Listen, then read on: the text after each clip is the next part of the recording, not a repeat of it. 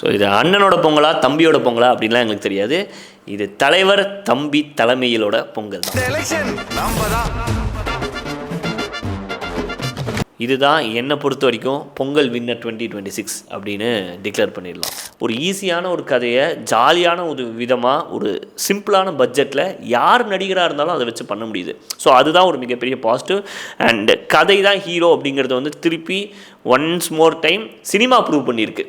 இந்த மாதிரி பட்ஜெட்டில் இப்போ வந்து 100 கோடி 200 கோடிக்கு பண்ணி 1000 கோடி அடிக்கலாமான்னு நம்ம பந்தயம் பார்த்துக்கிட்டு இருக்கோம்.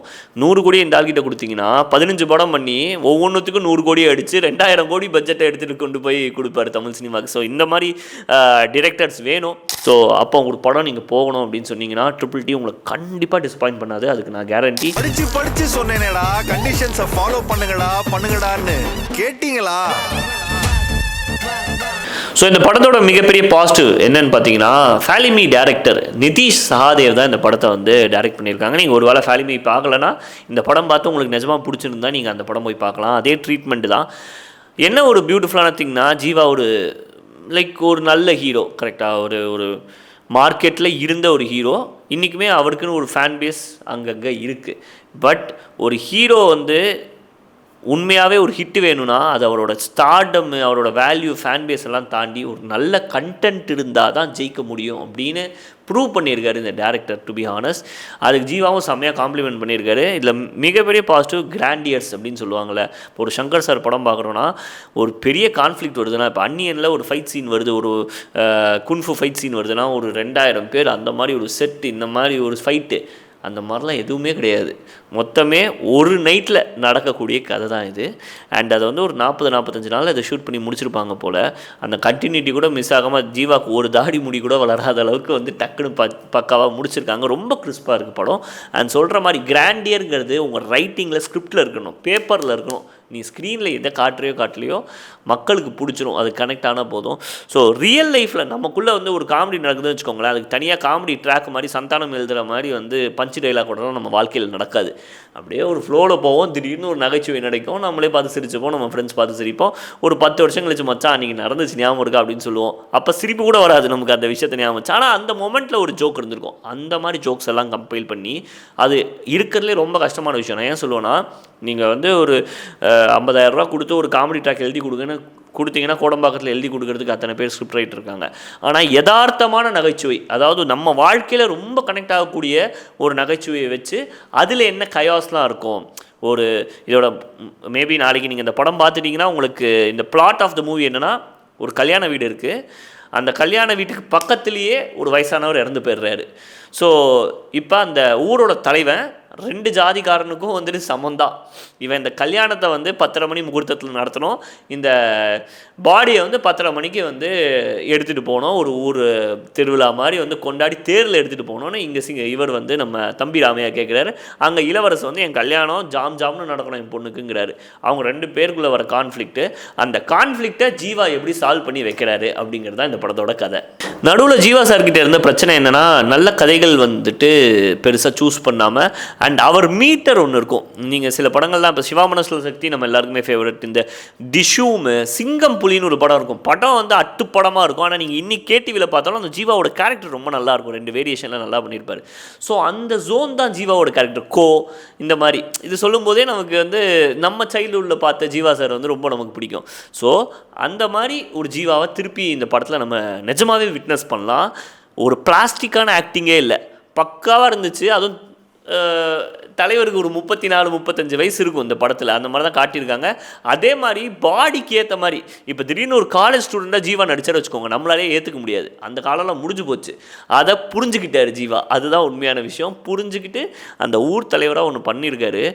நிஜமாகவே ஒரு பிக்சர் பர்ஃபெக்ட் ஆக்டிங்கு. ரொம்ப ஓவர் போர்டாக போயிருந்தாங்கன்னா கொஞ்சம் இதாக இருக்கும். பட் அந்த வெள்ளை வேட்டி கரை வேட்டி போட்டுக்கிட்டு ஒரு மாதிரி வராரு. செம்மையாக இருக்குது அந்த காம்பினேஷன்லாம். எனக்கு அந்த first and last scene of the movie வந்து ரொம்பவே பிடிச்சிருந்தது. லைக் ஒரு பைத்தியக்காரனை காட்டுவாங்க. அவன் கேட்டுக்கினே இருப்பான் வந்துட்டு, இந்த ஊரில் நான் பைத்தியமா சொல்லுன்னு கேட்டுட்ருப்பான். நீ தாண்டா பைத்தியம்னு சொல்லி அனுப்புவார். கடைசி சீனில் திருப்பி வருவான் இந்த விஷயம்லாம் நடந்துட்டு. அப்போ வந்து அவர் சொல்லுவார், உன்னை தவிர்த்து இந்த ஊரில் இருக்கிறவன் எல்லாம் பைத்தியம் தாண்டா அப்படின்னு சொல்லி முடிப்பான். அது ஒரு பியூட்டிஃபுல் போயட்டிக் ஜஸ்டிஸ்ன்னு சொல்லுவாங்க ரைட்டிங்கில். ஸோ அந்த மாதிரி ஒரு போயட்டிக் ஜஸ்டிஸாக இருந்துச்சு. ஸோ ஜீவா அஃபீஷியலாக உங்கள் கம்பேக் இந்த படம் தான். அண்ட் இந்த ஒரு சப்போர்ட்டிங் ரோல்ஸ் டெஃபினட்டாக இவங்களுக்கு மிகப்பெரிய ஒரு அப்ளாஸ் கொடுத்தே ஆகணும். பிரார்த்தனா ஆகட்டும், இளவரசு ஆகட்டும், தம்பி ராமையா ஆகட்டும், அதுக்கப்புறம் அந்த நக்கலைட்ஸில் வர அந்த ஜென்சன், அப்புறம் இன்னொரு ஒரு அக்கா இருப்பாங்க அவங்க, தம்பி ராமையாவுக்கு ஒய்ஃபாக நடித்தவங்க, ஈவன் ஒருத்தர் வந்து இப்போ கன்னியப்பன்னு சொல்லி ஒரு கேரக்டர் பண்ணியிருக்காங்க. ஸோ இவங்களாம் யார் ஆக்டர்ஸ்னு எனக்கு தெரில, பட் இந்த ரோல் பண்ணவங்க எல்லாருமே பிக்சர் பர்ஃபெக்டாக பண்ணியிருக்காங்க. இதே போன ஜனவரியில் தான் நினைக்கிறேன், பிப்ரவரியோ குடும்பஸ்தன் வந்தபோது நம்ம இதே தான் பேசினோம். ஒரு படம் வந்து ஹிட் ஆகும்போது ஜஸ்ட் அந்த ப்ரோட்டகனிஸ்ட் ஆன்டகனிஸ்ட் தாண்டி இருக்கிற சப்போர்ட்டிங் கேரக்டர்ஸ்லாம் அப்படி ஸ்ட்ராங்காக தூக்கி நிறுத்திட்டாங்க வச்சுக்கோங்களேன். ஒரு படம் டெஃபினட்டாக சூப்பர் ஹிட். அதுக்கு வந்து குடும்பஸ்தனும் ஒரு மிகப்பெரிய சாட்சி, அப்புறம் டூரிஸ்ட் ஃபேமிலி ஒரு பாசிபிள். இது அந்த மாதிரி அந்த வரிசையில் குடும்பஸ்தன், டூரிஸ்ட் ஃபேமிலி, இந்த வரிசையில் டெஃபினட்டாக ட்ரிபிள் டியும் ஜாயின் ஆகுது. ஸோ மியூசிக் வந்து சில இடத்துல ரொம்பவே நல்லா இருந்துச்சு. இந்த டைட்டில் ட்ராக்லாம் ரொம்பவே நல்லா இருந்துச்சு. பட் அதுதான் எனக்கு இந்த படத்துலையே நீங்கள் குறிப்பிட்டு ஏதாவது ஒன்று உனக்கு ஒர்க் ஆகலை அப்படின்னு சொன்னால், அந்த செகண்ட் ஹாஃபில் வர மியூசிக்லாம் வந்து ரொம்ப அப்படியே மெலோ ட்ராமேட்டிக்காக இருந்த மாதிரி இருந்துச்சு. அந்த ஒரு சிங்க் ஆகலை சீன்ஸோட. ஏன்னா அந்த கயாஸில் ஒரு காமெடி பண்ணியிருப்பாங்க, ஓகேவா? ஒரு ஒரு ஒரு டிசாஸ்டர் நடந்திருக்கும், அதை நான் என்னன்னு சொல்லக்கூடாது. அது நடந்த உடனே ஒரு சேரு சகதியமாக ஜீவா எழுந்து நின்று ஒரு சிரிக்கிற மாதிரி ஒரு விஷயம் இருக்கும். அந்த இடத்துல ஒரு 1 minute ஒரு 2 minutesக்கு வந்து ஒரு ஒரு மோனோலாக் மாதிரி பேசி நடிச்சிருப்பார். சூப்பராக இருந்துச்சு அந்த சீனை. பட் அதுக்கு மியூசிக் காம்ப்ளிமெண்ட் பண்ணலையோ அப்படின்னு ஃபீல் ஆயிருந்தது. இன்னும் அதை எலிவேட் பண்ணுற மாதிரி ஒன்று பண்ணியிருந்தாங்கன்னா சூப்பராக பயங்கரமாக இருந்திருக்கும். பட் அந்த இடத்துல கொஞ்சம் இதை தவறி இருந்தது. அண்ட் ப்ரொடக்ஷன் வேல்யூ, இப்போ ஒரு 75 லட்சம், 1 கோடி, 2 கோடியை வச்சும் ஒரு நல்ல படம் பண்ணலாம் அப்படிங்கிற மாதிரி. ஏன்னா இது எவ்வளோ எக்ஸாக்ட் பட்ஜெட்டுன்னு தெரில எனக்கு. பட் நம்ம பார்க்கும்போதே தெரியுது இந்த படத்தில் வந்து பேப்பரில் தான் எல்லா பட்ஜெட்டும் இருக்குது. காட்டும்போது ரியல் லொக்கேஷன்ஸ் தான் எல்லாமே. ஒரு 2 வீட்டில் தான் முக்கால்வாசி லொக்கேஷன்ஸ் காட்டியிருக்காங்க. அண்ட் யூஸ் பண்ண வெஹிக்கிள்ஸ் ஆகட்டும், பெருசாக ஒரே ஒரு இடத்துல மட்டும் சிஜி யூஸ் பண்ண வேண்டியதுக்கான ஒரு நெசசிட்டி இருக்குது டுவர்ட்ஸ் த கிளைமேக்ஸ். அது நீங்கள் பார்க்கும்போது புரியும்.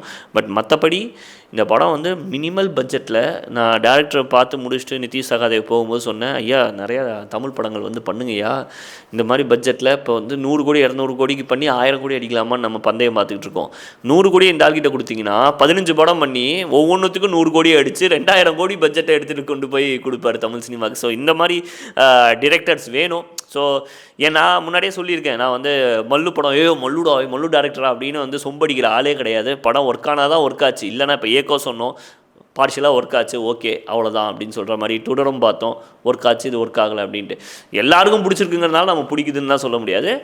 பட் இந்த டேரக்டர் நிஜமாகவே ஒரு பொட்டன்ஷியல் இருக்குது. ஸோ அவரால் கதை மட்டும்தான் ஹீரோ. இங்கே ஜீவா இல்லாமல் எந்த ஒரு 35 வயசுக்கு மேலே இருக்கிற ஒரு ஆட்களை போட்டிருந்தாலுமே வெள்ளை வேட்டி வெள்ளை சட்டையோட கொஞ்சம் ஒரு பல்கான ஃபிகரோட கண்டிப்பாக பர்ஃபார்ம் பண்ணியிருப்பாங்க. கண்டிப்பாக இதே ரிசல்ட் தான் வந்திருக்கும். ஸோ இதெல்லாம் for all the young directors. நல்ல கதை எழுதிட்டோன்னா நம்ம படம் ஆல்ரெடி உங்கள் பேப்பர்லேயே வின்னு, அதுக்கு மேலே வந்து பர்ஃபார்ம் பண்ண போகிறதுலாம் அடிஷ்னல் ஒரு பேக்கேஜ் தான். ஸோ ட்ரிபிள் டி டெஃபினட்டாக உங்களோட வாட்ச் லிஸ்ட்டில் இந்த பொங்கல் இருக்கலாம். இந்த 4 நாள் பார்க்க போகிறீங்க, அடுத்து மாட்டு பொங்கல், காணும் பொங்கல் எல்லாம் வரப்போகுது. ஸோ அப்போ ஒரு படம் நீங்கள் போகணும் அப்படின்னு சொன்னீங்கன்னா ட்ரிபிள் டி உங்களை கண்டிப்பாக டிசப்பாயின்ட் பண்ணாது. அதுக்கு நான் கேரண்டி. இன்னொரு ரிவ்யூவில் நம்ம கண்டிப்பாக மீட் பண்ணுவோம். Until then.